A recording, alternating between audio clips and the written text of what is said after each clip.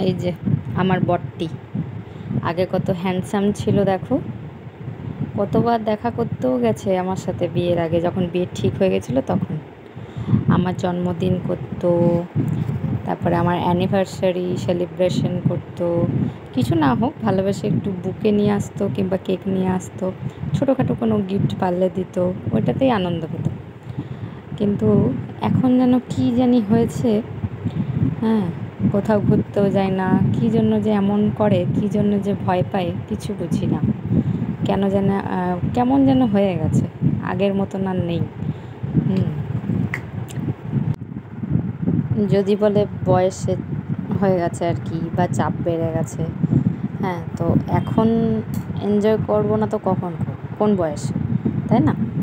তো ওর রিলেটিভস বা আশেপাশের কেউ কিন্তু এমন নয়, ওই এমনি হয়ে গেছে।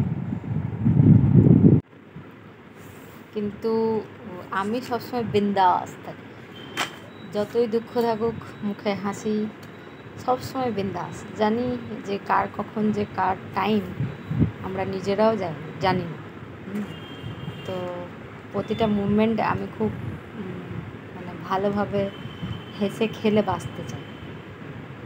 আচ্ছা, বলো তো, আমার মেয়ে হবে না ছেলে হবে? প্রথমেরটা তো ছেলে আছেই, তো যদি মেয়ে হয় তাহলে, যদি মেয়ে যখন বড় হয়ে যাবে বিয়ে দিয়ে দেবো, তখন যদি মেয়ের ঘরে গিয়ে চাকরগিরি, তখন ছেলের বউয়ের আবার রাগ হবে, তাই না?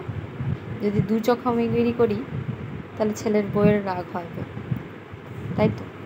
কিন্তু একটা বেনিফিট আছে, মেয়েকে ফোন করে পিএনপিসি করতে পারবো, হ্যালো কোনো কিছু হলে লাগাতে পারবো, মেয়েকে ছোটোবেলায় সাজাতে পারবো। তো যাই হোক, আর ছেলে হলে কি, বাইরে থাকে আলাদা জায়গায়, সেটা মেনে নেওয়া যায়, কিন্তু বাইরে থাকলেও যদি সেরকম শিক্ষা দেওয়া যায় আর কি, শিক্ষা দেওয়া থাকে, তাহলে ঠিকই আসবে অসময়ে, যদি মা বাবার শরীর খারাপ শোনে আগের থেকে। তো সেটাই একটা বেনিফিট হয় ছেলেরা থাকলে।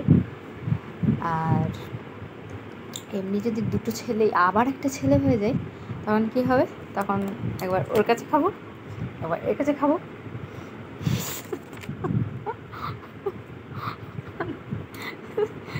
সব দিকেই জ্বালা।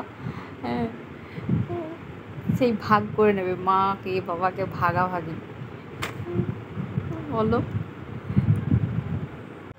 আর সব থেকে মেন ব্যাপার হচ্ছে, এখনকার দিনে তো মেয়েদেরকেই আগে কিছু করে বিয়ে করা উচিত, সে একটু বয়স হলেও কোনো ক্ষতি নেই। আর ছেলেদেরকে মানে মা বাবার গুরু দায়িত্ব, যে ছেলেদেরকে কিছু একটা মানে সেটেলড হয়ে বিয়ে দেওয়া, কারণ ও আরও মেয়েকে নিয়ে আসবে, অন্যের ঘর থেকে মেয়েকে নিয়ে এসে তার ভরণ পোষণের দায়িত্ব, সবেরই দায়িত্ব নেবে। আর আমার বড় ছেলেটা, বাবা, ও বিন্দাস থাকে, পড়াশোনা করে না, কী আর করবে, হয় চাকরিওয়ালা মেয়ে নিয়ে আসবো, ওর পয়সায় খাবে, আর না হলে তোমার ঘর জামাই থেকে যাবে, ঘর জামাই হবে না ভালো, বলো? আমরাও যাবো ওর বাড়ি, মেয়েটার বাড়ি। গতকাল সন্ধেবেলায় তাল ফুলুরি ভেজেছিলাম, আর আজও ভেজেছি, কে কে খাবে তাড়াতাড়ি চলে এসো। আর বলেছিলাম না পাটিসাপটা অর্ডার করেছি অনলাইনে, আমাদের পুরুলিয়াতেই থাকে একটা মেয়ে, তাকে অর্ডার করেছিলাম। তো এই যে পাটিসাপটা দিয়েছে, আর এটা আমি পনির পকোড়া ঘরে করেছি, পনির পকোড়াটা ভেজে নিয়ে চলে এসেছি। মনাকে জিজ্ঞেস করাতে মনা প্রথমে বলল যে ভালো, তারপরে কী জন্য খারাপ বললো জানো, আসলে ভালোই হয়েছে মোটামুটি, কিন্তু ময়দা দিয়ে করেছে সেটাও কোনো আপত্তি নেই, চাল গুঁড়ি দিয়ে করেনি, কিন্তু তাল মিশিয়ে দিয়েছে, কাঁচা তালকে।